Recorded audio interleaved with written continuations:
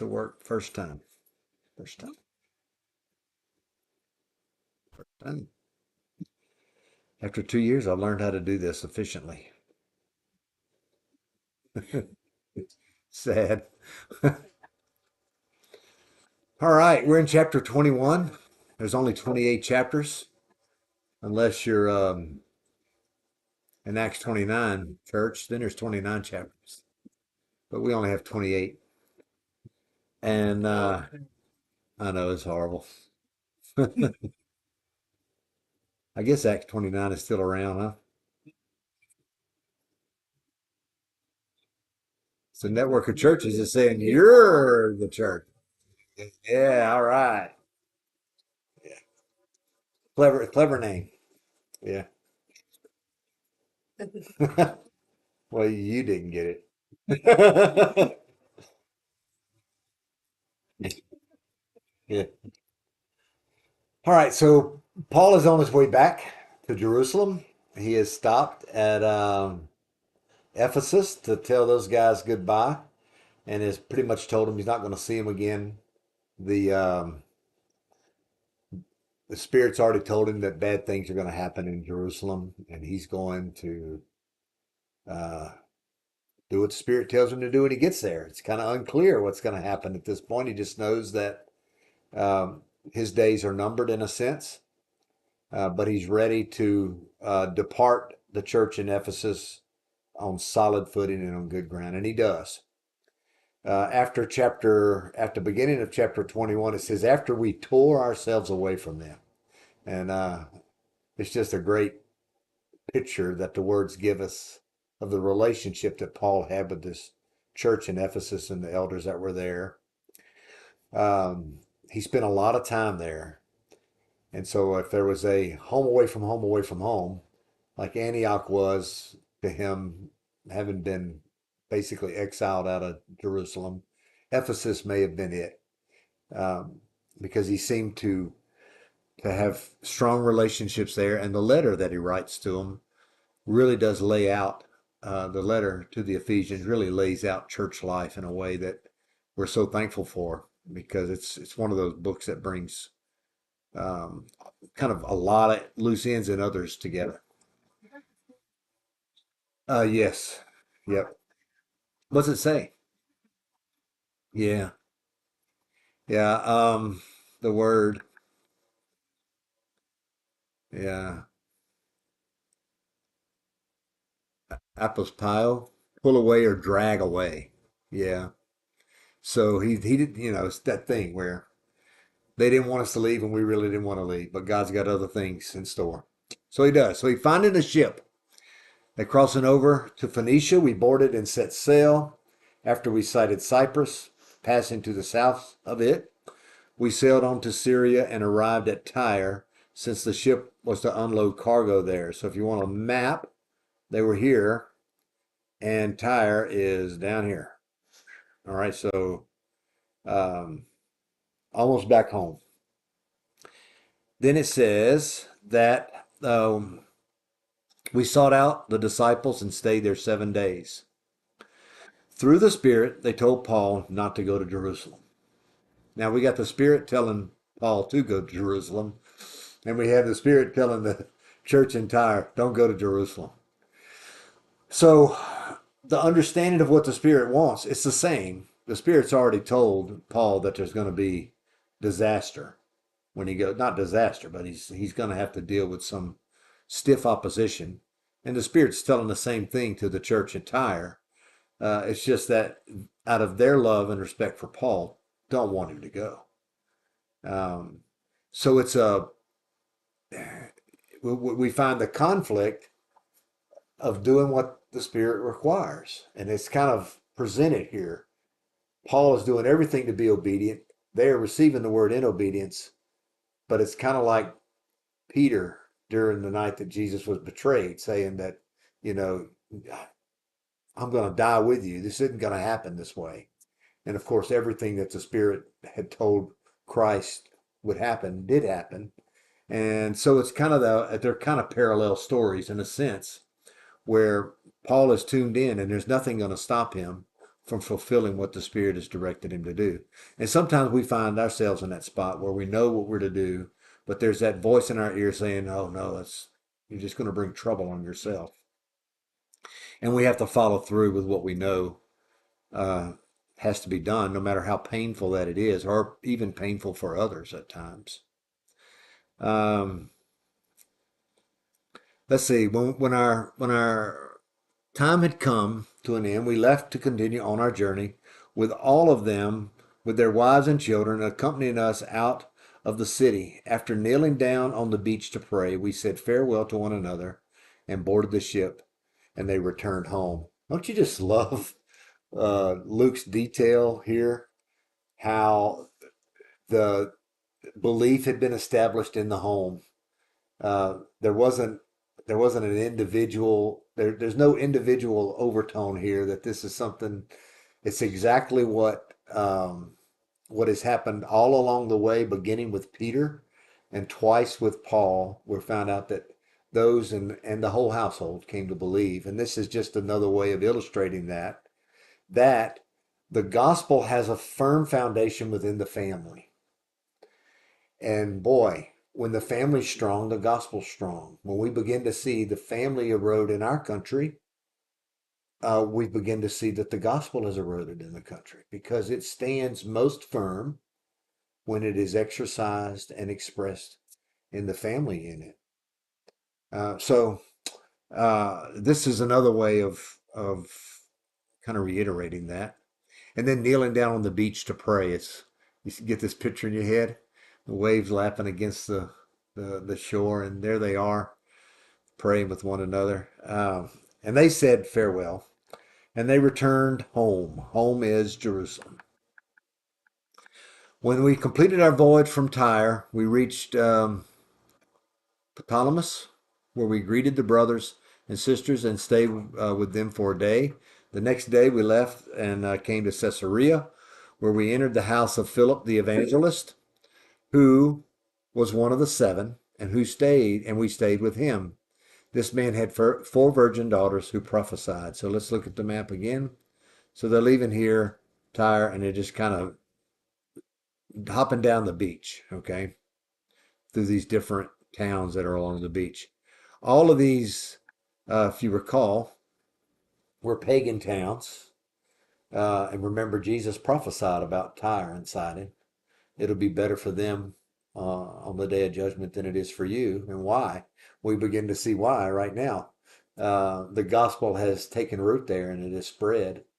Um, and then we were introduced to Philip one more time. Um, when was the last time we saw Philip? He was baptized an Ethiopian. Yeah. Knew nothing of his family at that point, but here uh, we have a picture of his family.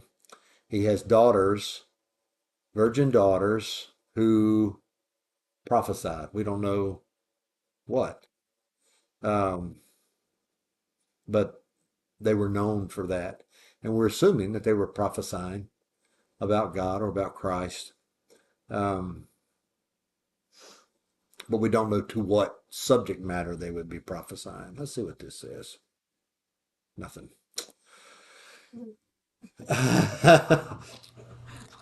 After we had been there for several days, a prophet named Agabus came down from Judea. He came to us, took Paul's belt, tied his own feet and hands, and said, "This is what the Holy Spirit says.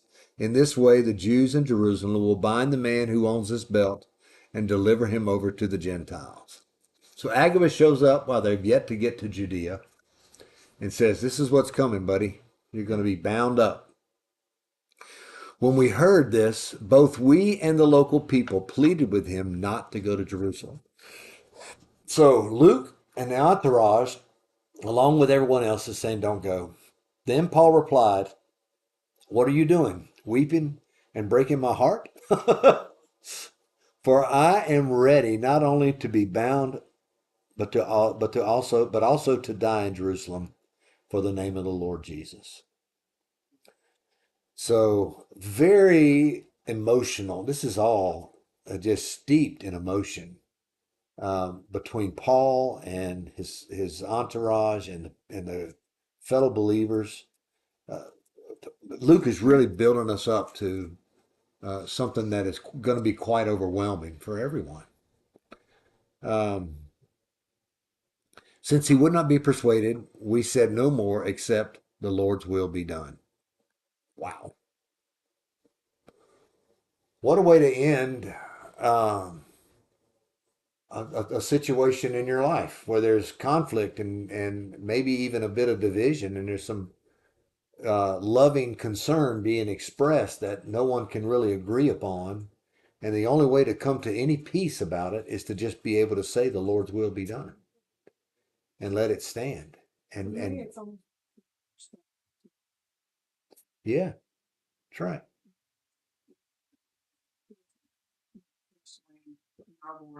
Yeah. Right. So here we have trust God. Yeah. And so that's what's happening here for Paul. He's showing him much love, but he's showing much faithfulness. And through his faithfulness to what the Spirit is leading him to do, they are building a stronger faith. Um, so, not a lot being said about faith, but everything being exercised in faith. After this, we got ready and went up to Jerusalem. Some of the disciples from Caesarea also went with us and brought us to Manason of Cyprus, an early disciple with whom we were to stay. So this guy's from Cyprus, staying in Jerusalem. When we reached Jerusalem, the brothers and sisters welcomed us warmly. The following day, Paul went in with us to James, and all the elders were present. After greeting them, he reported in detail what God had done among the Gentiles through his ministry. So, remember, it was the council in Jerusalem that had basically given blessing. They gave blessing to Paul to spread the gospel under the guidelines that they provided. And so now he has gladly gone back and reported to them uh, their success, in essence. He's done the work, but their cooperation. So they're included in his success. When they heard it, they glorified God and said, "You see, brother, how many thousands of Jews there are who have believed, and they are all zealous for the law. But they have been informed about you, that you are teaching all the Jews who are among the Gentiles to abandon Moses, telling them not to circumcise their children or to live according to our customs." So what are they saying to him? Yeah, what he's saying is there's tens of thousands of Jews that have come to express a belief and trust in Jesus, but they still are following the law. And they're kind of mad at you because you've been going around and teaching Jews who are residing with Gentiles that they don't have to follow the law, which is exactly what he did, right? Okay. So what's the difference here? When he left Jerusalem, the message was for the Gentiles that they didn't have to follow, right? But Peter said at that time, "Why are we going to ask them to do something we can't even do?" So what Paul has done on his missionary journeys is that he has unified the gospel into one people, like Jesus came to do, by not requiring, and by in certain cases not even allowing, the law of Moses to be practiced in the church. Okay. Um, so when this news is here, it's causing the word has gotten back to Jerusalem, and he's told them not to circumcise and to do that or to live according to our customs. So this is the second time when we've been in the midst of this argument that much of what they say is their religious law, they also refer to as their customs. Okay. Um, so what is to be done? They will certainly hear that you've come. Therefore, do what we tell you. We have 4 men who have made a vow. Take these men, purify yourselves along with them, and pay for them to get their heads shaved. then everyone will know that what they were told about you amounts to nothing, but that you yourself are also careful about observing the law. So what are they asking him to do?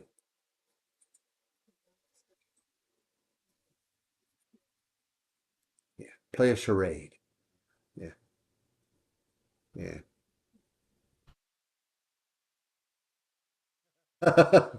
Yeah. Uh, with regard to the Gentiles who have believed, we have written a letter containing our decision that they should keep themselves from food sacrificed to idol, from blood, from what is strangled, and from sexual immorality. So there's still a real concern about keeping the law if you're a Jew and also a believer. Okay. And there's also when that is not done, it not only is affront to Christ's crucifixion, but it keeps a divided church, uh, racially and otherwise, right? Which is not what Christ came to do. But there are some laws that we do have to obey still under the Big Ten. Well, yeah, yeah, yeah. So I mean, So a good discussion for our hermeneutic. yeah, yeah. How do we do the old covenant? So what do we do with the old covenant? If we still honor it, then what do we do with it? Yeah, yeah. So let's park there for a minute. Yeah.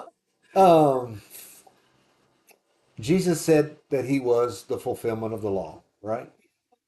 Right, right. So what are we talking about here? Is the law required for salvation? No. Is the law required for faithful living?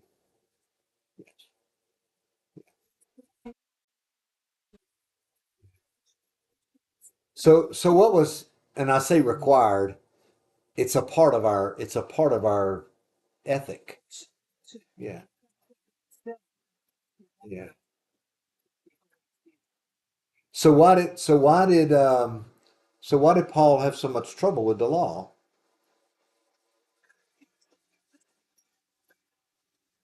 Because how do we establish, how is the covenant with God established? That's the old law. How's it established in the new law? Blood of Christ. So if you're requiring people that are covered under the blood of Christ to circumcise their children, which covenant are you asking them to be under? Yeah, you're right. Both is what they're asking, but you can't be under both because Jesus said that this is the new covenant. Okay. Now it's a discussion forever. Does the new covenant supersede the old covenant? Does it do away with it? And maybe that's the question that they were trying to figure out and that we have to figure out. But I would never require anything of a person other than a faith in Jesus to to ex- well, how else would you to tell them that? receive forgiveness of sin. Right, but that's the thing to do with Christ. Yeah, True. But that's what church is about. yeah. So you can have many girlfriends and many wives, because I know. But that's Ex- for you. except, well, yeah, it's hard to translate all of this outside the Christian faith. Uh, when Jesus begins to explain aspects of the 10, he makes it harder. So you've heard it said, what? Thou shalt not commit adultery. But I say, it's right. So Jesus doesn't do away with them. He actually makes them harder. Uh, yeah, yeah. So to think that he was going to do away with it or that we don't have to follow, no, the demands upon us are greater because Jesus has made them greater. And in doing so, he has said, if you follow the law, you must do it through me because you don't have it. you don't have what it takes. Yeah. Does that make any sense at all? This is a really, really important topic. I'm just listening to y'all. I'm just like, man, there's so many. I have so many different friends that land different theological views on this, like New Covenant theology, theonomy, tripartite, dispensationalists. But like, there's so many different ways to tackle this. You know what I mean? And so it's really tough. But we have to just keep from- it simple because Jesus was the absolute perfect teacher. Yeah, we have to keep it simple. And to me, because I teach children, and I'm in second grade, when they look at me and say, "My mama says I'm a princess and I do nothing." No, well, I'm not going to call your mama a liar, but you need to know that we all have done something. You know, Well, would Jesus have um would he have required circumcision? This is a good question because now you've got to sit on one side of the cross or the other. honestly, Yes. Yeah. Yeah. That's right. Right. Yeah. So there's a period that comes to an end, the apex of human history, the apex of the law is at the death and resurrection of Jesus, right? So that everything changes. So, but for these people, we're not Jewish. I mean, our only hope is through our faith in Jesus.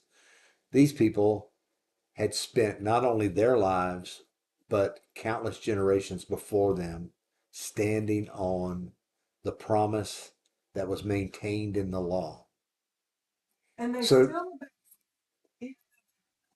yeah, they, yeah, they yeah, still, but not for not to establish a covenant relationship with God. Yeah.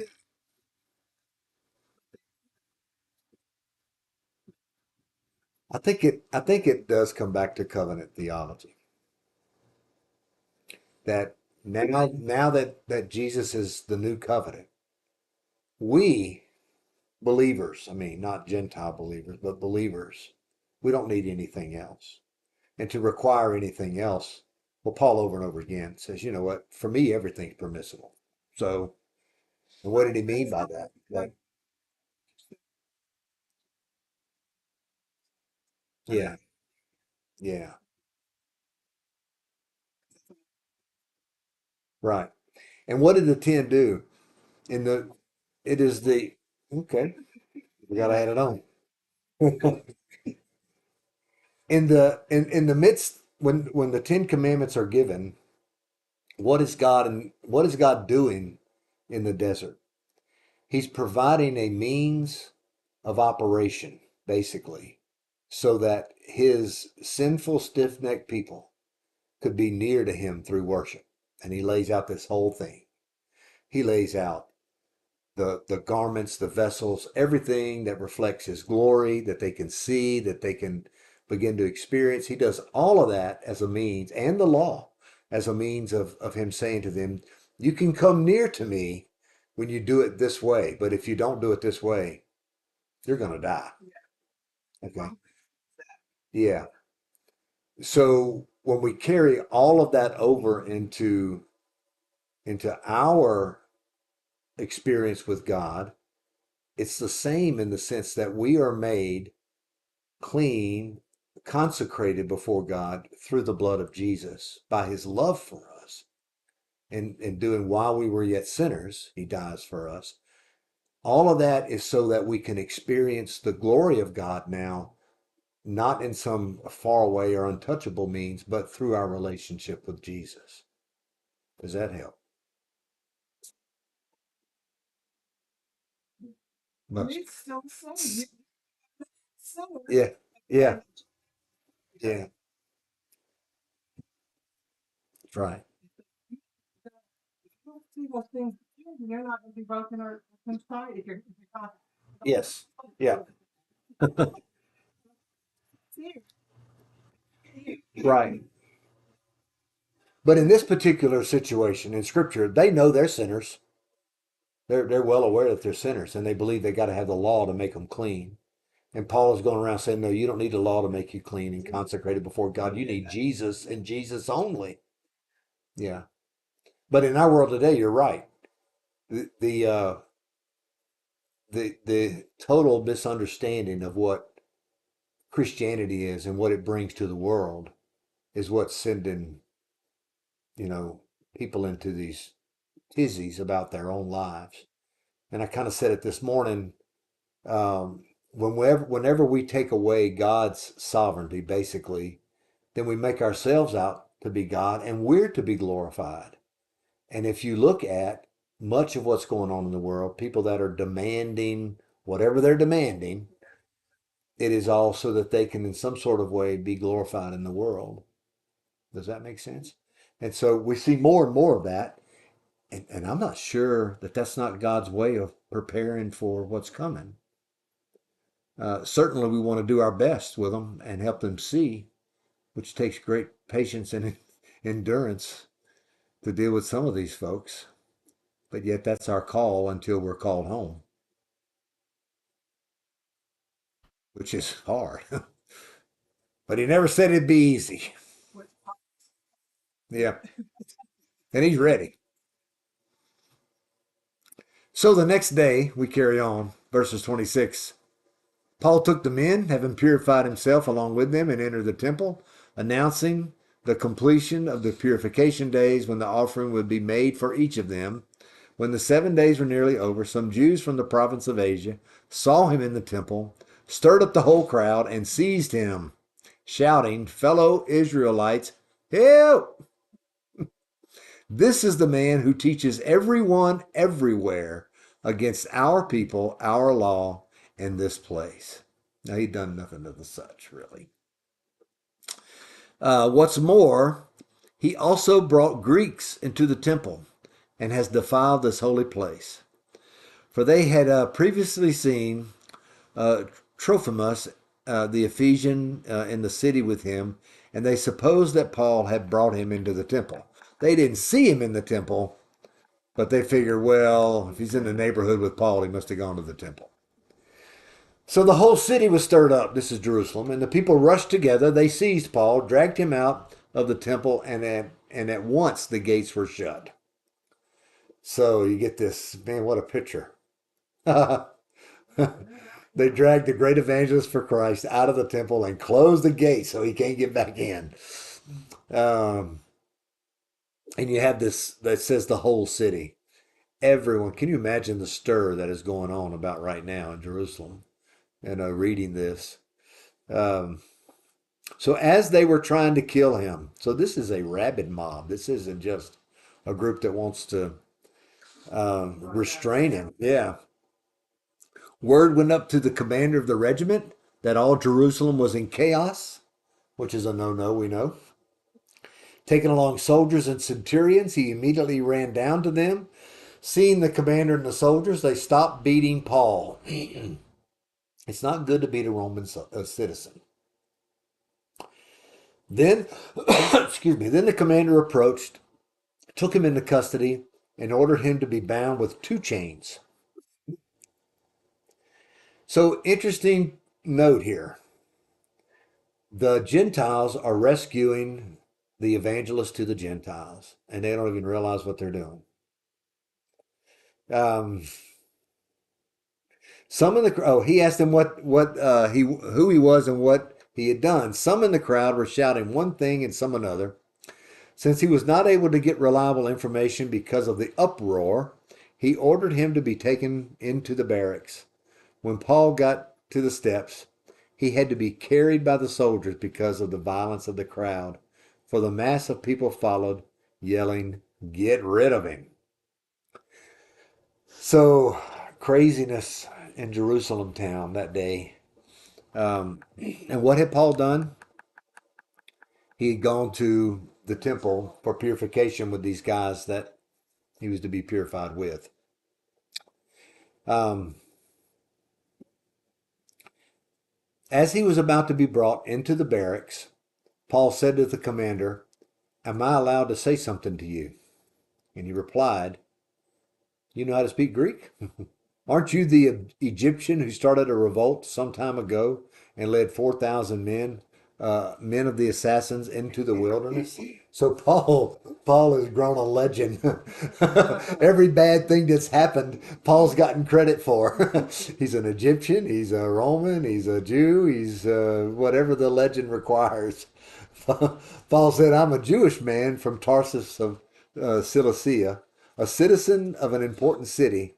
Now I ask you, let me speak to the people."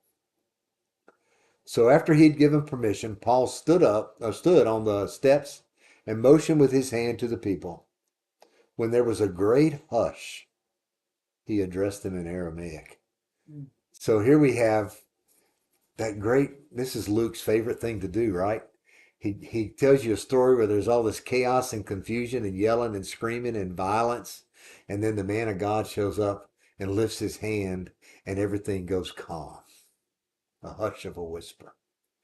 And so we see just in the writing and the way that he spills out these details to us, he provides a picture of who they are, people that have totally missed the reality of Christ and everything that he taught, which is seeing the Father and hearing the Father on earth. They've missed it, but here Paul is teaching it and preaching it, and all he has to do is lift his hand and everybody goes quiet.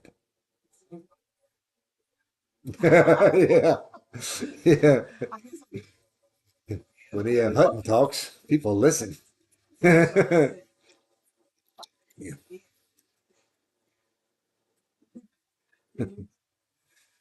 Yeah. Now there's not even a E.F. Hutton. So got swallowed up by one of those that got swallowed up by another one, probably.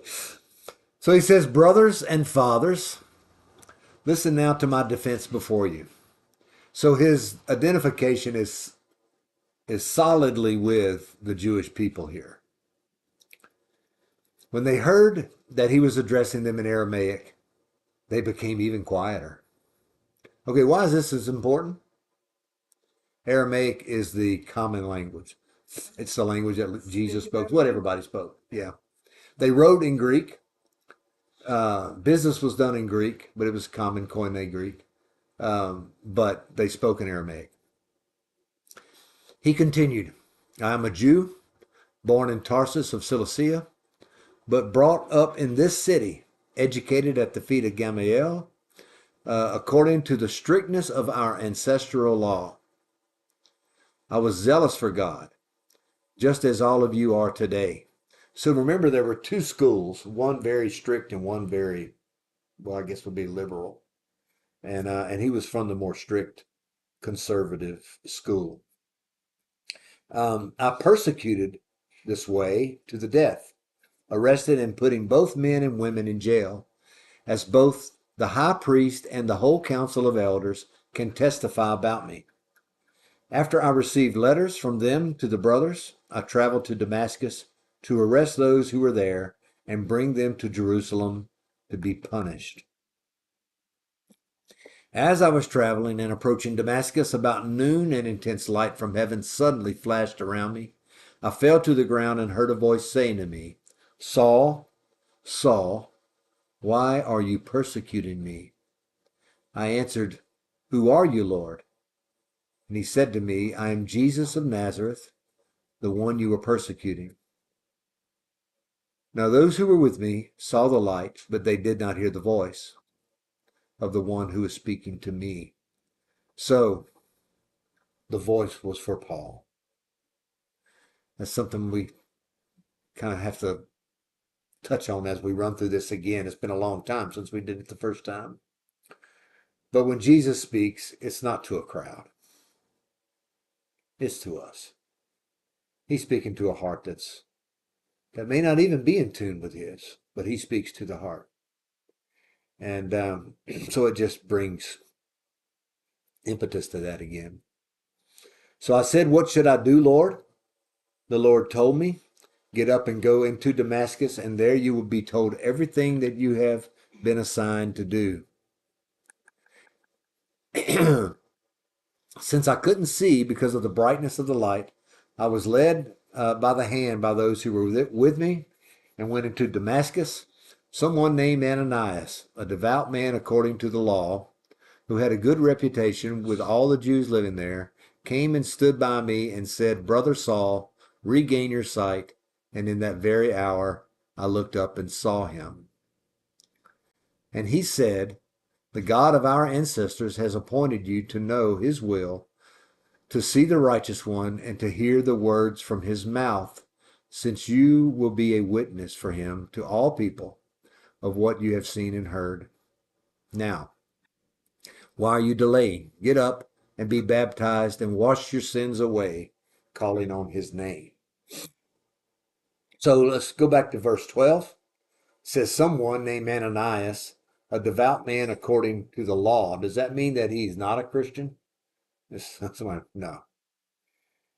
It just means that he's devout. If you wanted to find a devout man of God, you would find Ananias following the law. The same conversation that we had just had.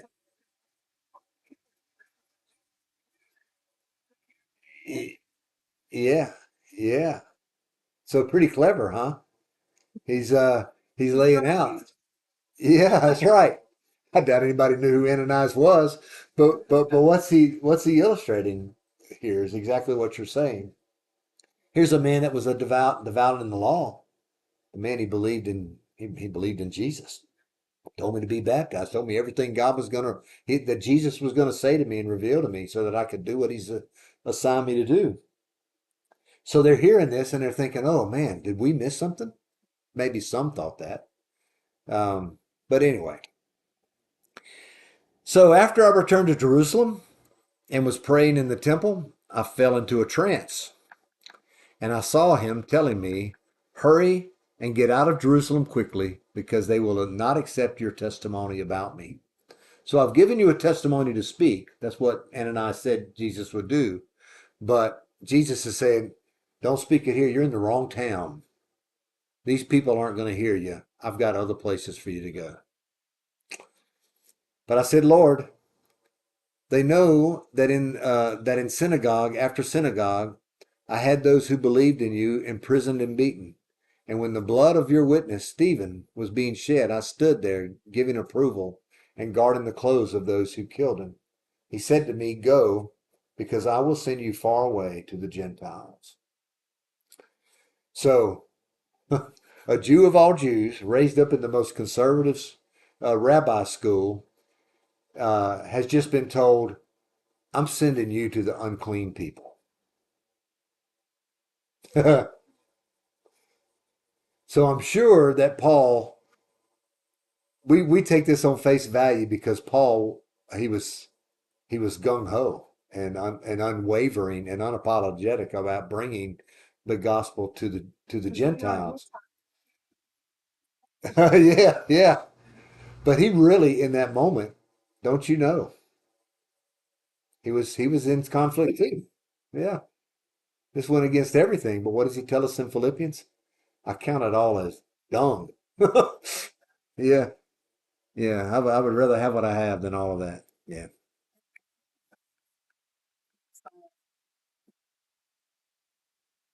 We all have it. But he had the bright light that knocked him off the board, that blinded him and said, Did anybody hear that voice? Yeah. And if Paul was his man and Paul was his man, then it certainly would have taken something like that. Man, yeah. I'm going to tell you about a movie. It's got rough language in it, but if you ever get a chance to watch Machine Gun Preacher, um, it's new. What's his name? Law-abiding citizen. Who was that actor that was the bad guy in Law-abiding citizen? Gerard Butler. He stars in it. Anyway, it's a story about a guy. He's a bad guy, and yeah, he has an experience, and he's the right guy at the right time for what God has him doing. Um, but there's some rough language in it at the beginning. Let's see. They listened to him up to this point. Then they raised their voices, shouting. So here we are again. Wipe this man off the face of the earth. He should not be allowed to live. So they're calling for his execution. As they were yelling and flinging aside their garments and throwing dust into the air, get this picture, would you? Um, you know what I think of when I read this after watching? Did y'all ever see Planet of the Apes, where the apes get upset and they start throwing dust in the air? I mean, really, that's what I think of every time I read this now after seeing that crazy movie. Yeah, I know it's a terrible thing, but that's the way I think of that every time. The commander ordered him to be brought into the barracks, directing that he be interrogated with the scourge to discover the reason they were shouting against him like this. So the Romans had a funny way of finding out the truth, huh? Just scourge somebody to the point of at least saying something that would be an agreement to utter craziness. Um, as they stretched him out for the lash, Paul said to the centurion standing by, is it legal for you to scourge a man who is a Roman citizen and is uncondemned? When the centurion heard this, he went and reported to the commander, saying, what are you going to do? For this man is a Roman citizen. Man, can you get the irony in all of this? How he's the Jew of all Jews, and he's been in the best school, and he's born in the tribe of Benjamin and all of that. And his own people can't recognize him for any of those things because he's just preached the truth of the gospel of Jesus Christ that's been revealed to him by Jesus. And the way out for him is claiming his citizenship on earth. He's already established his citizenship in heaven. But the reality is, what's happening on the ground we deal with in ways that we must. So Jesus taught us to be what? As shrewd as serpents, but as innocent as doves. And here Paul is kind of illustrating that for us. He's being very shrewd in using his citizenship, which would have, he's really doing two things. He's saving himself from getting a beating, but he's saving these Roman soldiers from being put to death for doing something that they were not to do. Yeah. So the commander came and said to him, tell me, are you a Roman citizen? And he says, yes, he said. The commander replied, I bought this citizenship for a large amount of money, but I was born a citizen, Paul said. So evidently, if you had enough money, you could buy a citizenship and the protection of Rome. But Paul said, no, I was birthed right into it. So those who were about to examine him withdrew from him immediately. The commander, too, was alarmed when he realized Paul was a Roman citizen and he had bound him. So he's beginning to even worry about himself. What have I done here? You couldn't even insult a Roman citizen on the street. It was equivalent to spitting on them. Yeah, you just didn't do any of that. And here he had about to beat him. Yeah, yeah, been in chains. Yeah, not good. The next day, since he wanted to find out exactly why Paul was being accused by the Jews, he released him and instructed the chief priest and all the Sanhedrin to convene. He brought Paul down and placed him before them. So it is, huh?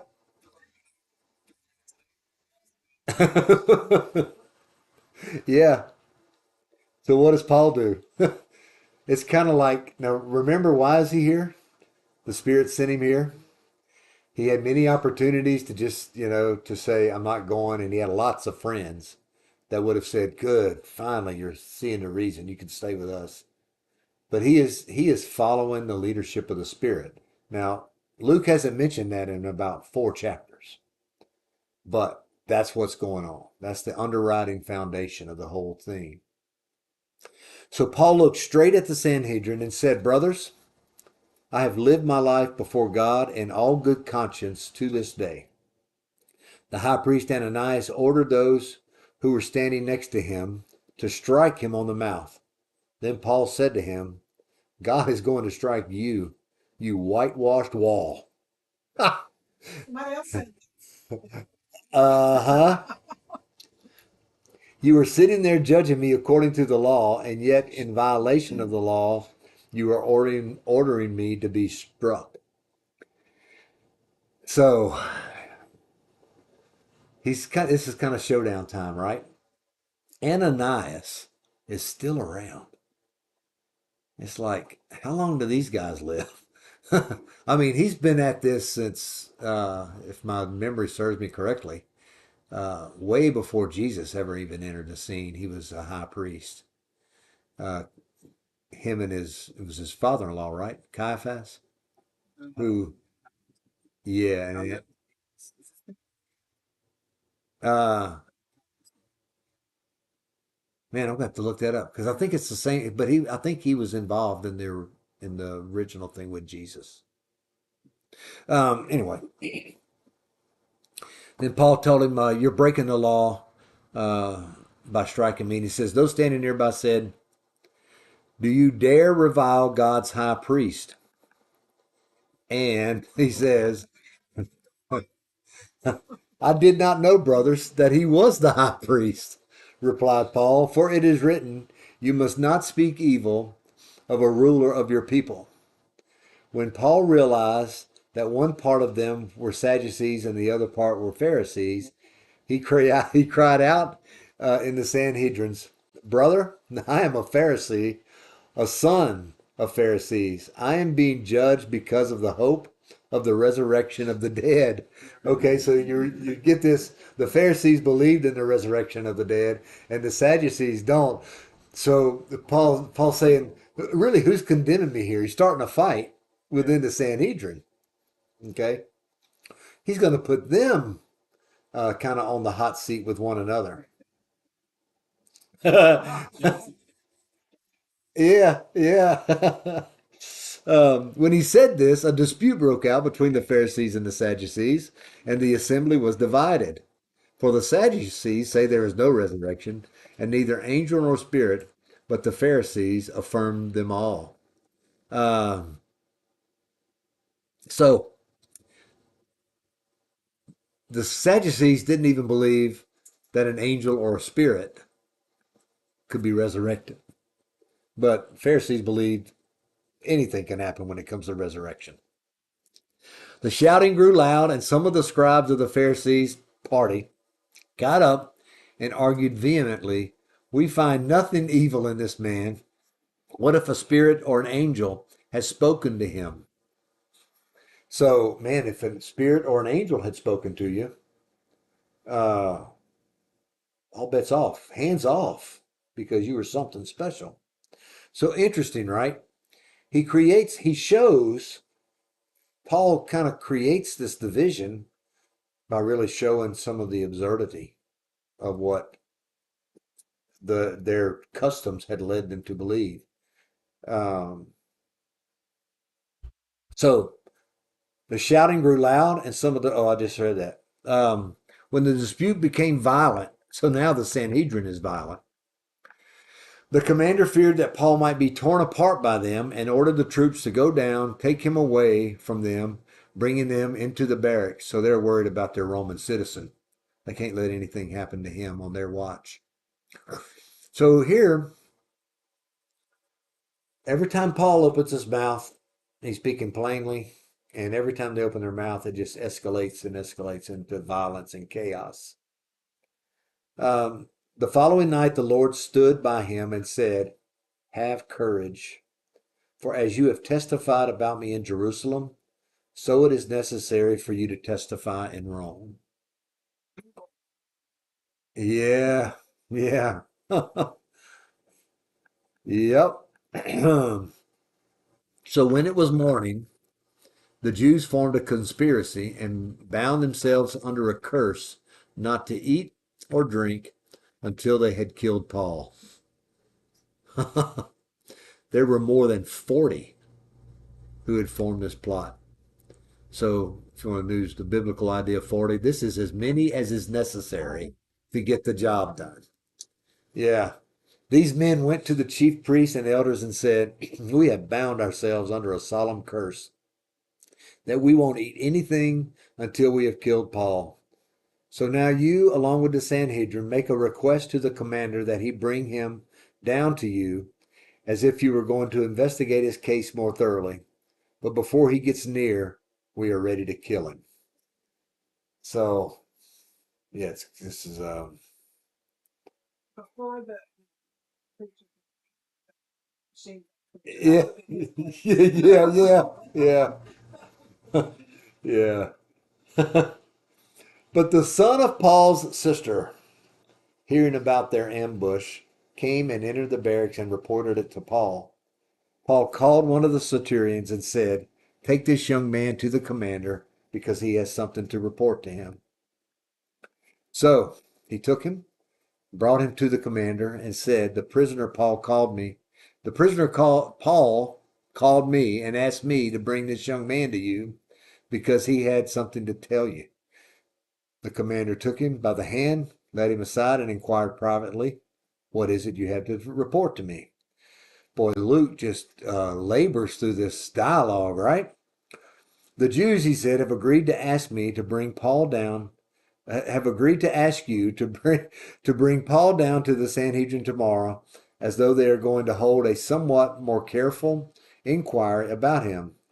Don't let them persuade you, because there are more than 40 of them laying in ambush, men who have bound themselves under a curse not to eat or drink until they have killed him. Now they are ready, waiting for your consent." So the commander dismissed the young man and instructed him, "Don't tell anyone that you have informed me about this." So, man, these guys, they've drawn the Sanhedrin into a conspiracy, and they're trying to draw actually the Roman commander into the same conspiracy to kill Paul. So, what does he do? He summoned two of his centurions and said, "Get 250 soldiers ready with 70 cavalry and 200 spearmen." Man, this is an army. "To go to Caesarea at 9 tonight.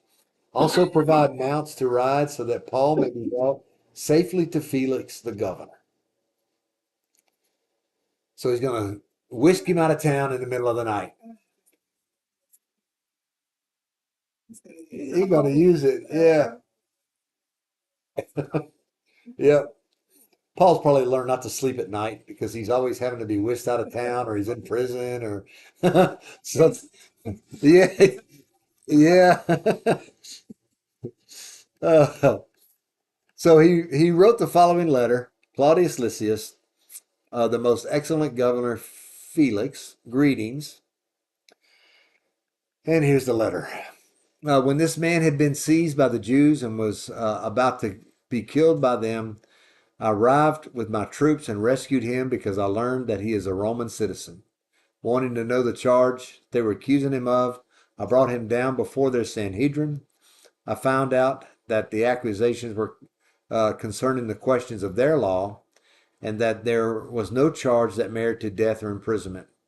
When I was informed that there was a plot against the man, I sent him to you right away. I also ordered his accusers to state their case against him in your presence." So what's he doing? Now he's calling the Sanhedrin to court. Okay. Yeah.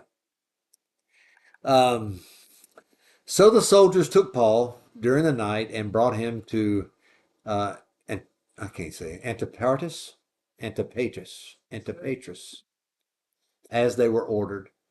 The next day they returned to the barracks, allowing the cavalry to go with him.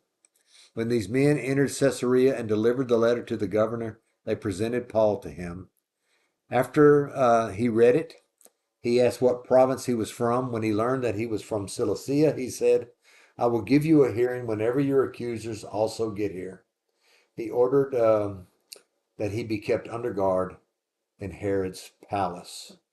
So remember, Caesarea was a Herod's summer home, and so that's where they are. That's where they're staying.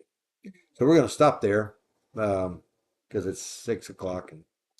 But so a lot of detail.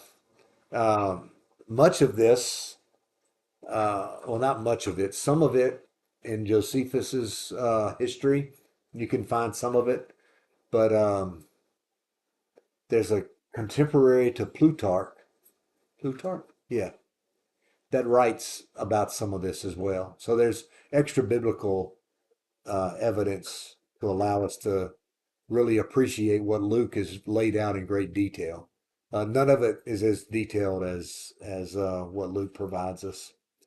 But so when the Spirit told Paul he was gonna go back to Jerusalem as it wasn't going to be good, nothing really happens in Jerusalem. It all happens. It's going to happen outside of Jerusalem, but Jerusalem, that's the place that kind of pricks the sore. Uh, does God and His law ever need a defense? No, No, because he's God. no. But So Jerusalem is still the apple of his eye. yeah. So when they're occupied by all of these Gentile nations, it began with Alexander the Great, and then Rome, and all the emperors that followed. Um, you kind of have to feel for them a little bit that they're trying to maintain their sense of identity, their sense of religion, their dignity, even the promise that God had made Abraham and all this. So you can kind of see the the zealousness that they have about this. And they still do. Oh yeah, yeah, yeah, Still. yeah. So I guess what I'm getting to is it was very difficult for the Jews because they felt like they had to preserve something. It had been threatened for so many hundreds of years that they felt like they were preserving. Jesus moves the gospel outside that region and it flourishes. It just goes, it's like wildfire that runs across the landscape. You look through the Asia and other places and then the gospel just spreads everywhere and it doesn't die off. It flourishes.